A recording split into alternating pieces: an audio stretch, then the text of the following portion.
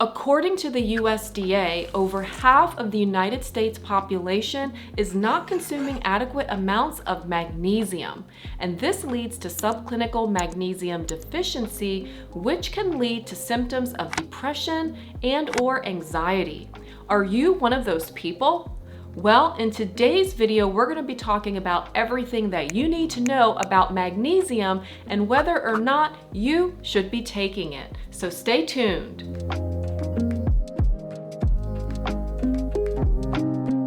So what is magnesium?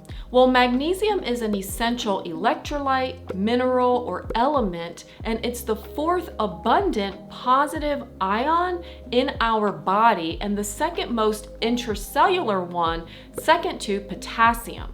Now, magnesium is important because it is a cofactor that is required for over 300 enzymatic reactions. And these enzymatic reactions include things like regulating our muscle contractions, such as our heart and our heartbeat, high blood pressure, insulin metabolism, and is also required for the synthesis of DNA, RNA, and proteins, as well as the production of ATP, which is our energy source. Magnesium also assists in our ability to be able to absorb and synthesize vitamin D. So if you don't have enough magnesium, you're not going to be able to absorb and use vitamin D from the sun or even a supplement. So if you're low in vitamin D, you may have low magnesium. And we all know from my video on vitamin D and depression that vitamin D is very important to mood. If you missed that video, go ahead and check it out. Now, magnesium in the nervous system plays a very important role as magnesium is neuroprotective. It's important for optimal nerve transmission and neuromuscular coordination. It also serves to protect us against excitotoxicity, so it helps to keep glutamate or that excitatory neurotransmitter in check. And magnesium does this by blocking the NMDA ion channel, which helps to dampen glutamate. Magnesium also modulates the HPA axis, or that hypothalamic pituitary adrenal axis. So it helps us to become more resilient to stress and to be able to manage stress better. So then low magnesium can actually theoretically potentiate glutamate, or that glutamatergic nervous system and excitotoxicity. And this excess nerve excitation actually leads to oxidative stress and neuronal cell death. And this abnormal glutamate and excitotoxicity has been noted in many neurological conditions, such as chronic pain, migraines, epilepsy, Alzheimer's disease, Parkinson's disease, and you guessed it, depression and anxiety. But what causes this deficiency? Why are we deficient in magnesium? Well, it starts with a diet, and a poor diet is going to lead to magnesium deficiency. And so the standard American diet, as I've mentioned before in other videos, is basically junk food, processed foods, fatty foods, all which have low content of magnesium. When you refine and process foods, you're actually taking out a lot of the important micronutrients and minerals that we need. And I talk about the importance of micronutrients to mental health in this video. So if you missed it, go ahead and check it out. However, if you're consuming a diet that has just junk food, you're not consuming magnesium. But if you think you're consuming a healthy diet, but say it's too high in calcium or phosphorus, well, then that can also deplete your magnesium. And just to note, you can get phosphorus from sodas, so consuming a lot of soda can actually deplete your magnesium. Also, high aluminum in the diet or high aluminum exposure can decrease magnesium. And we can get aluminum from aluminum in the soil, using aluminum frying pans, drinking water that contains aluminum, etc., or even aluminum deodorants. Also, if you are vitamin B6 deficient, you're going to excrete magnesium, so you're not going to have enough magnesium. So that can also lead to magnesium deficiency. But even if you are eating a fairly healthy diet, our soil is depleted of magnesium. And unfortunately, this is a result of our poor farming practices due to soil erosion and also contaminating our soil with heavy metals. Also, if the soil is high in nitrogen, phosphorus, or potassium, the plants that grow in that soil will not be able to absorb magnesium. Then there's medications. So if you're taking a proton pump inhibitor or a medication that reduces acid in the stomach, like your antacids, your Zantac, your Prilosec, omeprazoles, Protonics, pantoprazole, etc.,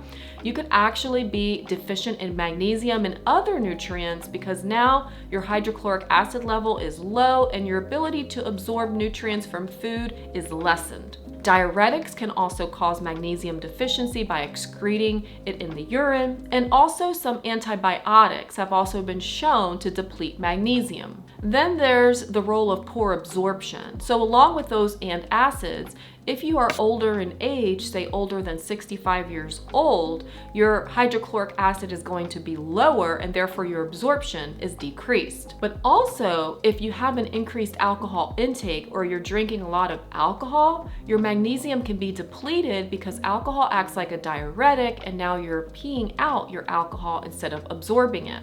And then there are some gastrointestinal diseases that can also lead to poor absorption and make you at risk for magnesium deficiency. And this can be things like Crohn's disease, irritable bowel syndrome, celiac disease, gastroenteritis, and even ulcerative colitis. And another thing that depletes your magnesium, especially when it comes to those suffering from mental health, is increased stress and anxiety. Remember, I told you that magnesium is important in the role for the HPA axis, or the hypothalamic pituitary adrenal axis. It supports that role. So when you are under a lot of stress and this HPA axis is in action, your body needs more magnesium. So it's going to pull magnesium from wherever it can to help support you during those stressful times. But when you have chronic stress, this can actually lead to subclinical magnesium deficiency. So then how do we know we're actually deficient in magnesium? Well, magnesium is the second most abundant intracellular cation in our body, right? Well, 60% of magnesium hangs out in the bones and about 40% is in our tissues, and only 1% is in the blood, and 0.3% of that 1% is in the serum. So when you're getting a serum magnesium test, you're not really testing for magnesium deficiency like this subclinical or chronic deficiency. You're testing for an acute deficiency. So to test for more of a chronic or subclinical deficiency, you can check for a magnesium RBC, which is going to get you that whole 1%. But better yet, a hair test, which would show more of that chronic magnesium deficiency. As long as you're not dyeing your hair, that would be a reliable test. And then also the urine test, a 24-hour urine test can detect if you're excreting too much magnesium and may have a magnesium deficiency. However, the gold standard test is a magnesium loading and retention test, which is not used in clinical practice because it's actually very laborsome, time-consuming, and expensive. So it's typically reserved for research studies, and this is where they infuse magnesium intravenously and then check a 24-hour urine thereafter to see if you're holding on to magnesium or excreting it. And so what are the symptoms of magnesium deficiency? Well, as I mentioned earlier, there's this acute deficiency and then the subclinical or chronic deficiency. Well, the acute magnesium deficiency is actually very easily detectable because you're going to see it in the serum, but you're also going to be feeling pretty crappy. So when you have acute magnesium deficiency, you have severe cramping, muscle cramping, tetany, nystagmus, which is involuntary movements of the eyes. You also will have a refractory or like a rebound, low calcium and low potassium levels. And this can lead to cardiac arrhythmias. And in pregnant women, this is often seen as eclampsia or very severe high blood pressure, which can be very dangerous. Now, chronic or subclinical magnesium deficiency is not easily detected. However, it's been noted in research studies that about 10 to 30% of our population is walking around with this chronic or subclinical magnesium deficiency. And the signs of this are very subtle. So this could be things like headaches, maybe some migraines, fatigue, muscle weakness, tremor, constipation, irritability, maybe you have insomnia, restless legs, and or depression and anxiety. And so if you're suffering from those things, you're probably thinking, well, how can I increase my magnesium? Well, first you want to start with food sources and start increasing magnesium in your diet, especially if you're signed up to the standard American diet. So foods that are high in magnesium are the following: nuts such as almonds, peanuts, and cashews, unrefined whole grains such as oatmeal, steel oats, or whole wheat, legumes such as black beans and edamame, vegetables such as spinach, kale, and even avocado, and my favorite, dark chocolate. Now, if you're consuming a lot of these foods already and you think you're consuming them in an abundant amount, but you still have some of these subclinical symptoms, then what else can you do? Well, you can supplement with magnesium, but there are many different types of magnesium, and I'm gonna cover the ones that I typically use in my clinical practice. So, starting with magnesium citrate. Magnesium citrate is readily available in any pharmacy or over-the-counter store, and this is magnesium that's bound to a citric acid, which is found in citric foods. It's also the most bioavailable form of magnesium, so it's easily absorbed. The downside is that it has a laxative-like response, and so it's often used for people with severe constipation. And if you need higher dosages of magnesium, then magnesium citrate will oftentimes cause a diarrhea. But it does also have some calming effects, so this may be beneficial for you. The next type of magnesium is magnesium sulfate, which is also known as Epsom salt baths. And this is magnesium attached with sulfur and oxygen molecules, and it's used in salts in a bath, so it's not something that you would consume. And it's absorbed through the skin, so it does help to penetrate the muscles and helps with relaxing your muscles if you're really stressed or tense, or if you had an intense workout. It's very calming and can also help reduce stress at night and can be part of a good bedtime routine. However, there's not a lot of systemic absorption of the magnesium this way. It's more local absorption. And so if you really need a lot of magnesium, this may not be the type of magnesium for you. And then there's magnesium L-threonate. And magnesium L-threonate is combining magnesium along with threonic acid, which is from the metabolic breakdown of vitamin C. Now, this form of magnesium has been tested and shown to cross the blood-brain barrier and increase magnesium levels specifically in the brain. This has been shown to benefit things like depression, Alzheimer's, dementia, memory problems, etc. So anything in the brain, magnesium L-threonate can be very helpful.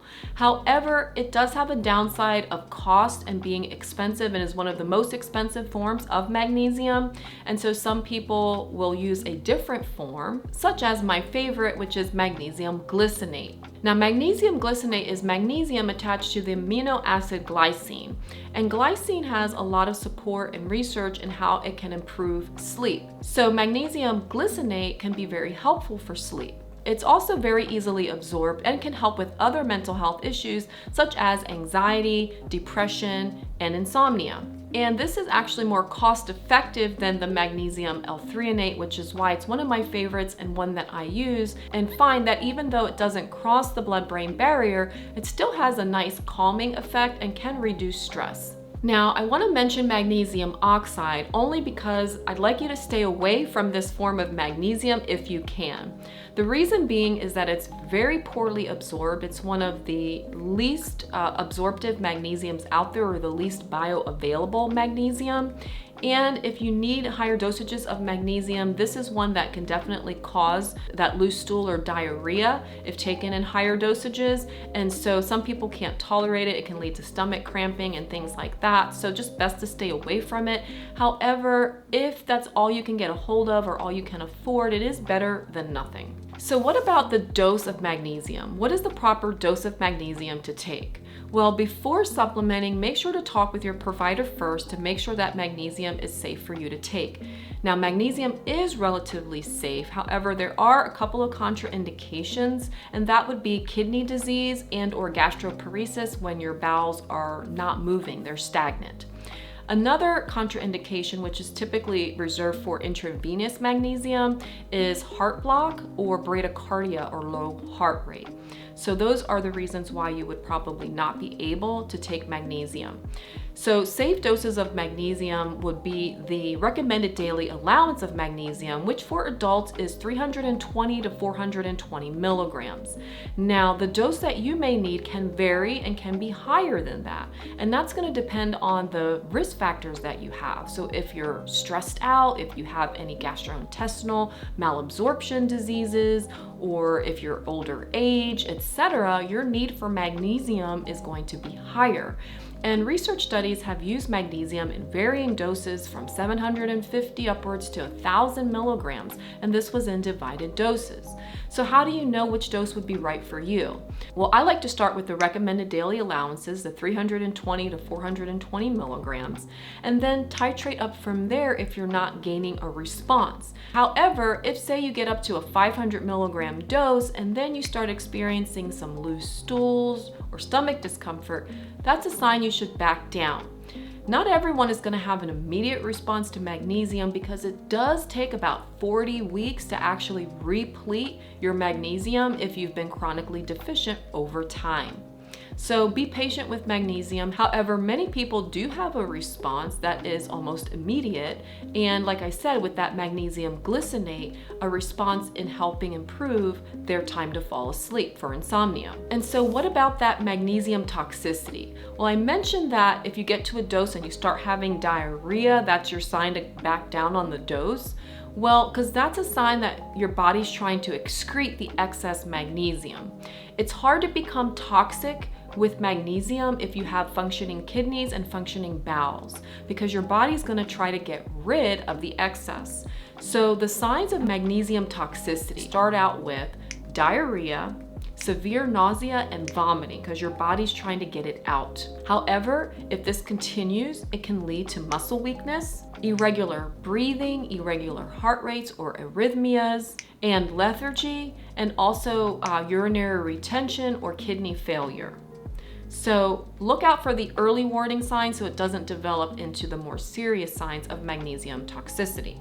And so what are my final thoughts on magnesium? So many patients with depression and anxiety have low magnesium, and magnesium has been studied and shown to improve both depression and anxiety as well as insomnia. It's also been used as adjunct treatment to antidepressants to help with treatment-resistant depression. So there are a lot of uses for magnesium in a mental health practice, and yes, I do oftentimes use magnesium and recommend magnesium for my patients. However, I recommend testing for all my patients and making sure that you're getting thorough lab tests, including a magnesium test, a magnesium RBC, a hair test, or urine test to see where you're at with magnesium. And even if you're in that normal level, you want to work with someone who can do a functional analysis of your blood test to see if you're optimal, because there is a difference between normal and optimal. And when you're dealing with mental health symptoms or other symptoms of stress, you definitely want to be more optimal. And so that is the goal, is restoring magnesium to a place where you can actually be optimal in your magnesium levels and have optimal mental health and overall health. And so if you live in the United States and you want to do mental health lab testing, go ahead and check out the link in the description or down in the comments section, as that can actually help you determine and uncover some of the root causes of depression or anxiety or other mental health symptoms, such as a magnesium deficiency. And so there you have it. That is my overview of magnesium. Do you have experience with taking magnesium for your mental health symptoms? If so, drop it down in the comment section below, because we learn from sharing each other's experiences. And as always, I thank you for watching. I wish you well on your mental health care journey, and I look forward to seeing you all